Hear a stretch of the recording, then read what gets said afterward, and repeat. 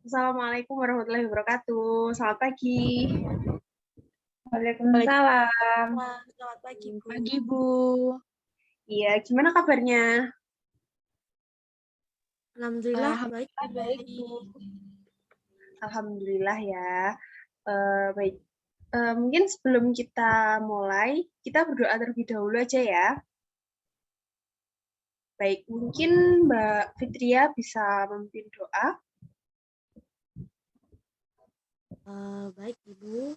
Untuk memulai pelajaran pada pertemuan kita kali ini, kita berdoa menurut keyakinan dan agama masing-masing. Berdoa mulai. Berdoa selesai. Baik, terima kasih Mbak Fitria. Ya, hari ini ada yang nggak masuk?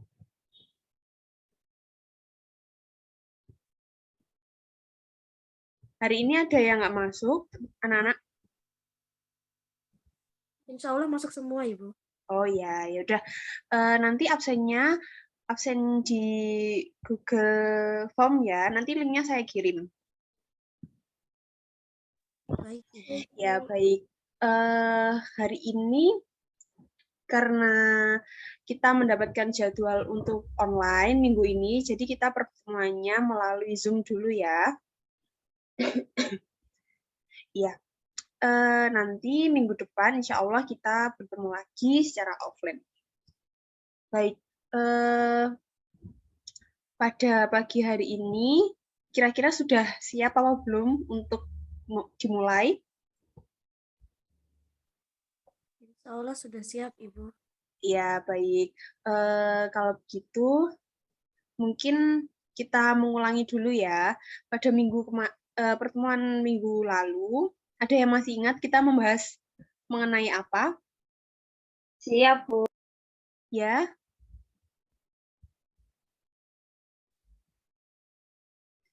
Membahas mengenai apa, Mbak Vidya?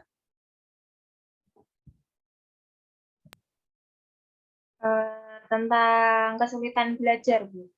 Nah, baik. Berarti masih ingat ya. Kalau begitu, coba kesulitan belajar itu yang gimana sih, Mbak? Mungkin ada yang masih ingat kesulitan belajar itu yang bagaimana? Mungkin sepemahaman saya, Bu ya, seingat saya, kesulitan belajar itu ketika kita mengalami suatu keterbatasan-keterbatasan yang berkaitan dengan integritas kita, baik itu yang non ataupun yang tidak. Oh, baik. Berarti keterbatasan kita dalam belajar gitu ya, Mbak? Bagus, berarti masih diingat ya. Oke. Nah, untuk pembahasan kita minggu ini masih berhubungan juga dengan kesulitan belajar, yaitu ini yang sering kalian lakukan ini pasti. Nah, kalian sering tidak sih masih menunda-nunda mengerjakan tugas gitu? Masih ya? Ya, masih ya. Berarti sepertinya pembahasan kali ini cocok untuk kalian. Nah, bisa kita lanjut untuk ke pembahasan hari ini? Baik, kalau begitu saya akan share screen dulu.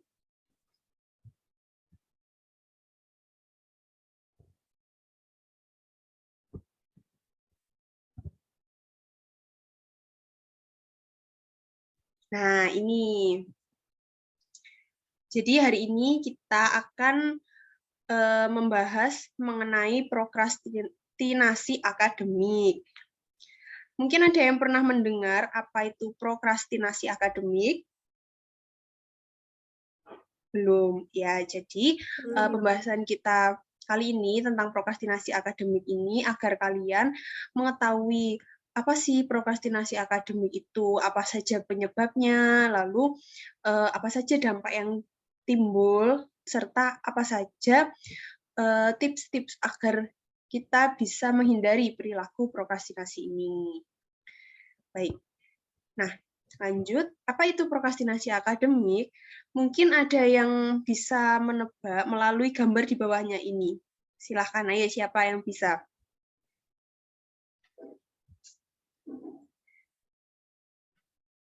seperti yang saya katakan di awal tadi, sudah ada clue-nya mungkin. Silahkan. Kalau sosmed terus menunda-nunda belajar. Oh, baik. Terima kasih Mbak Vidya. Berarti bermain sosmed terus dan menunda-nunda belajar ya. Betul. Yang dikatakan Mbak Vidya, jadi prokrastinasi akademik adalah menunda dengan sengaja kegiatan yang diinginkan, walaupun mengetahui bahwa penundaannya dapat menghasilkan dampak buruk. Prokrastinasi akademik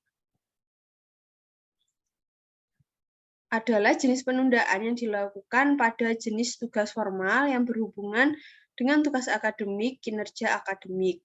Jadi di sini ada dua kata yang sama, yaitu menunda dan penundaan. Jadi dengan istilah lain, prokrastinasi akademik itu adalah menunda pekerjaan, menunda-nunda mengerjakan tugas. Nah, ini seperti kalian mungkin yang pernah menunda untuk mengerjakan PR ataupun menunda pekerjaan yang diberikan oleh guru mata pelajaran lain gitu. Jadi istilahnya tadi menunda pekerjaan. Bisa dipahami ya dari sini pengertian prokrastinasi akademik? Bisa, Ibu. Ya, lanjut. Penyebab prokrastinasi akademik.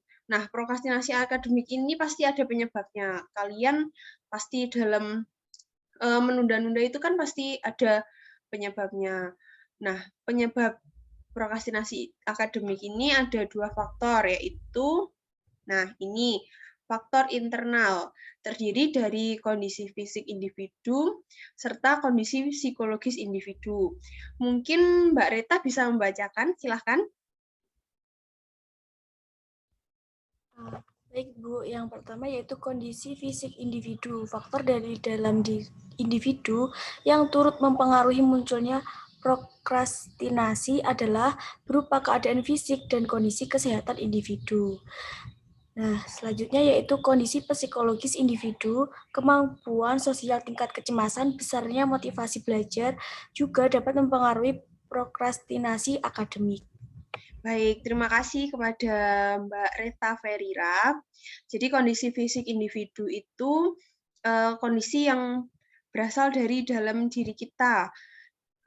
Misalnya keadaan fisik kita, kondisi kesehatan kita. Jadi dalam menunda pekerjaan itu kita kadang kayak lagi sakit atau lagi kurang enak badan, sedang lelah, kita itu dapat menjadi penyebab kita menunda pekerjaan. Nah, Mbak Reta sendiri pernah nggak menunda pekerjaan itu karena sedang ada gangguan pada kondisi fisiknya?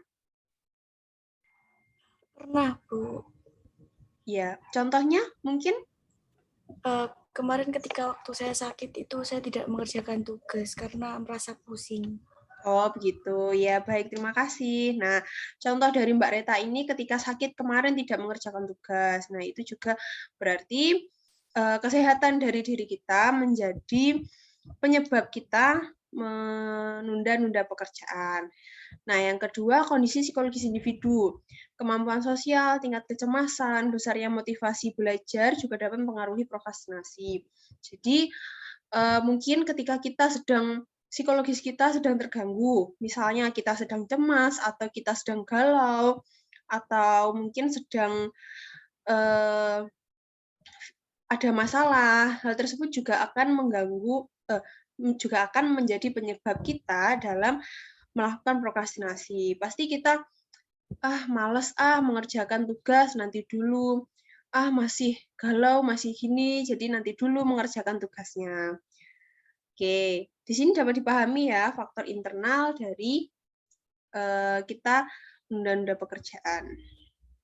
Nah, selanjutnya ada faktor eksternal.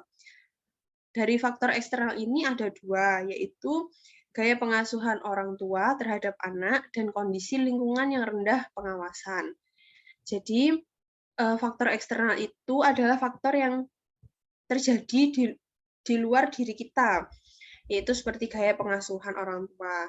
Nah, mungkin ada di luar sana orang tua yang mengasuh anaknya itu dengan pola seperti orang tua yang sibuk dan jarang mengontrol anaknya. Jadi anak berpikiran bahwa sudahlah nanti dulu, orang tuaku juga tidak bertanya tentang tugasku, sudah belum aku mengerjakan PR, jadi kan santai-santai gitu. Nah, ini ya yang dimaksud faktor eksternal dari gaya pengasuhan orang tua. Lalu selanjutnya kondisi lingkungan yang rendah pengawasan. Nah, di sini misalnya seperti ketika kalian dalam kelas pada saat suatu pelajaran, kalian diberikan tugas, namun guru tersebut hanya memberikan tugas. Setelah memberikan tugas, guru tersebut meninggalkannya, tidak diawasi, ini sudah dikerjakan atau belum, ini sudah dilakukan atau belum tugasnya, gitu. Jadi rendah pengawasan yang menyebabkan siswa menjadi berpikiran, ya udah deh nanti aja, dikerjakan nanti dulu, gitu. Nah, faktor tersebut termasuk juga faktor eksternal, gitu. Jadi dari luar diri kita sendiri, gitu. Mungkin ada yang ditanyakan sampai di sini? Belum ada ya? Sepertinya belum, Bu. Oke, lanjut. Dampak prokrastinasi akademik. Nah, ini kalau kalian menunda-nunda pekerjaan, menunda-nunda mengerjakan tugas, kalian pasti akan merasakan dampaknya. Nah, yang pertama yaitu tugas sekolah tidak selesai tepat waktu. Nah, biasanya ini tugas yang diberikan sudah jauh-jauh hari, tapi kalian mengerjakannya itu waktu pagi, waktu mau pelajaran. Nah, itu kan biasanya jadinya tugasnya nggak selesai, gitu. Lalu yang kedua, badan menjadi lelah karena mengerjakan tugas semalam suntuk. Ini yang menganut sistem kebut semalam biasanya. Nah, ini juga berdampak pada kesehatan kita, badan menjadi lelah, otak pun juga akan nggak bisa diperas terus-terusan gitu. Lalu yang ketiga, nilai tidak bisa maksimal. Terus yang keempat, batas waktu pengerjaan tugas menjadi berkurang. Nah, ini misalnya nih kalian diberi waktu pengerjaan 5 hari. Nah, kalian mengerjakannya H-1 dikumpulkan. Nah, kan sekalian tidak mempunyai batas waktu pengerjaan kalian kan jadi habis yang 4 hari tadi terbuang sia-sia. Jadi hanya memiliki waktu 1 hari gitu. Terus yang selanjutnya hasil kurang optimal karena penyempurnaan pengerjaan waktunya menjadi berkurang. Ini hampir sama ya seperti yang sebelumnya karena kalian tidak memiliki waktu untuk menyempurnakan tugas kalian. Gitu. Nah, selanjutnya tidak tenang dalam mengerjakan segala sesuatu karena selalu teringat tugas. Nah, biasanya ini saya pernah mendengar ya udahlah ngerjakannya nanti aja habis liburan gitu. Nah, padahal kalian sendiri waktu liburan pasti terpikirkan tugas gitu kan, masih teringat tugas gitu. Tadi dampak-dampaknya. Mungkin dari kalian ada yang mengalami dampak dari prokrastinasi yang kalian lakukan.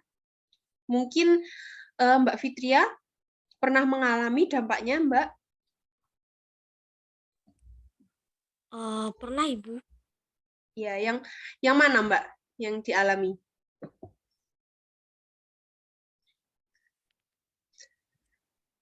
Lebih ke poin nomor 2 dan terakhir, Bu, dan 6. Poin nomor 2 dan 6. Oh ya, badan menjadi lelah, terus kepikiran terus ya, Mbak. Ya, nah itu tadi dampak-dampak dari prokrastinasi. Nah, selanjutnya ada tips menghilangkan perilaku prokrastinasi. Nah, yang pertama, coba dibaca Mbak Vidya.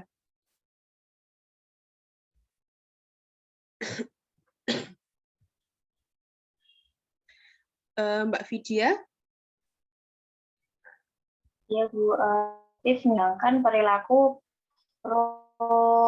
prokrastinasi akademik. Yang A, tetapkan batas waktu penundaan kerja. Yang B, mulai bekerja sebelum feeling in the mood. Yang C, push satu kegiatan dalam satu waktu. Yang D, jika diperlukan, bersikaplah fleksibel terhadap. Yang E, kurangi kebutuhan akan kesempurnaan. Dan F, berikan penghargaan atas kemajuan yang dicapai. Ya, terima kasih ya Mbak Vidya sudah dibacakan semuanya. Iya. Oke, kita bahas yang pertama. Tetapkan batas waktu penuntasan kerja. Jadi, tips yang pertama ini, kalian diminta untuk menetapkan batas waktu menuntaskan pekerjaan kalian. Contohnya kayak kalau kalian diberi tugas, diberi PR, kalian harus punya nih batas waktu.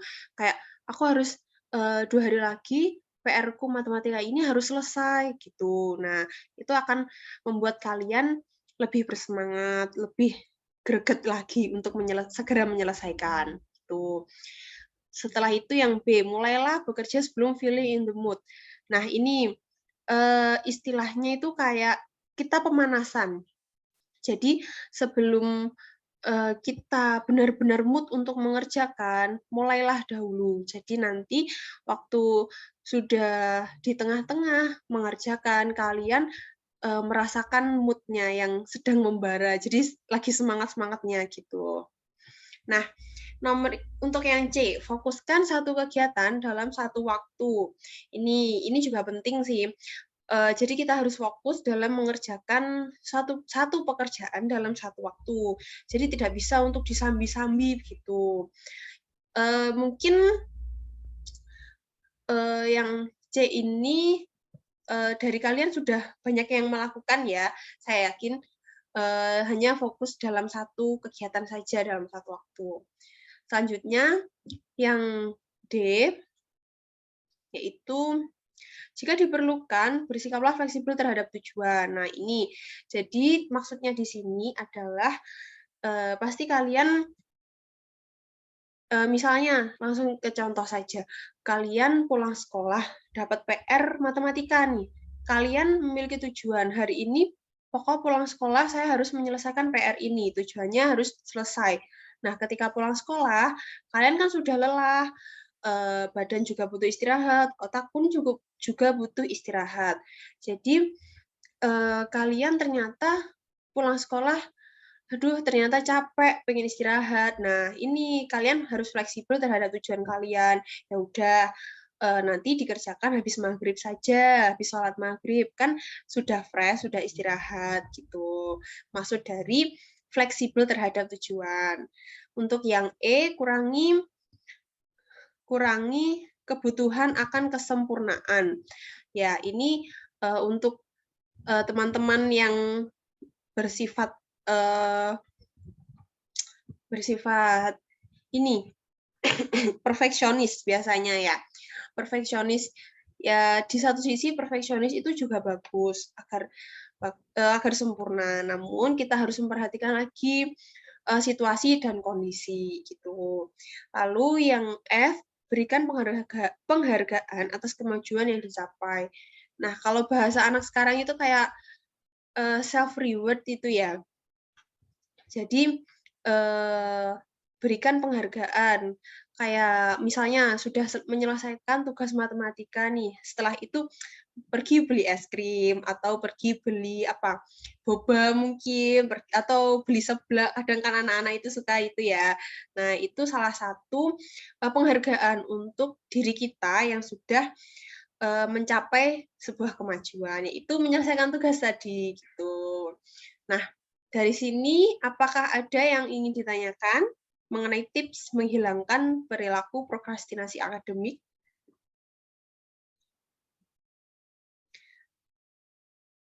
Belum ada ya? Oke. Nah, ini yang terakhir, gimana? Masih mau menunda pekerjaan? Pertanyaan dari seseorang yang sudah memakai topi toga ya. Oke, sudah. Ya, ternyata sudah terakhir. Jadi, bagaimana? Apakah pembahasan kita pada hari ini dapat diterima? Bisa, Ibu. Baik. Baik, kalau begitu, kalau sudah bisa diterima, hari ini ternyata sudah 45 menit juga, tidak terasa. Kalau begitu, Ibu ingin mendengarkan, kalau mendengarkan terlalu membutuhkan banyak waktu. Baik, kalau begitu ditulis saja ya. Ditulis saja nanti apakah kalian pernah melakukan prokrastinasi akademik, lalu dampak yang kalian rasakan, dan yang ketiga, apa yang kalian lakukan gitu terhadap dampak yang kalian rasakan. Nanti ditulis dan minggu depan kita bahas secara offline ya. Kita nanti ketemu di sekolah, kita bahas. Nah, oke, kalau begitu jika tidak ada yang ditanyakan, mungkin Mbak Reta bisa memberikan kesimpulan untuk pertemuan kita hari ini. Baik, menurut saya ya Bu, jangan menunda-nunda pekerjaan atau tugas kita karena dampaknya akan membuat diri kita itu menjadi tergesa-gesa dalam mengerjakan suatu hal seperti itu menurut saya. Iya, baik. Terima kasih Mbak Reta. Benar sekali yang dikatakan. Kita jangan menunda-nunda pekerjaan karena dampaknya banyak sekali terhadap diri kita. Gitu. Mungkin itu saja yang bisa saya sampaikan. Kalau tidak ada pertanyaan, berarti kita akhiri ya untuk pertemuan kita hari ini. Baik, kalau gitu sampai bertemu minggu depan di kelas offline. Sampai jumpa. Mohon maaf bila saya terdapat salah kata. Terima kasih. Wassalamualaikum warahmatullahi wabarakatuh. Waalaikumsalam Waalaikumsalam warahmatullahi wabarakatuh. Terima kasih, Ibu. Warahmatullahi wabarakatuh.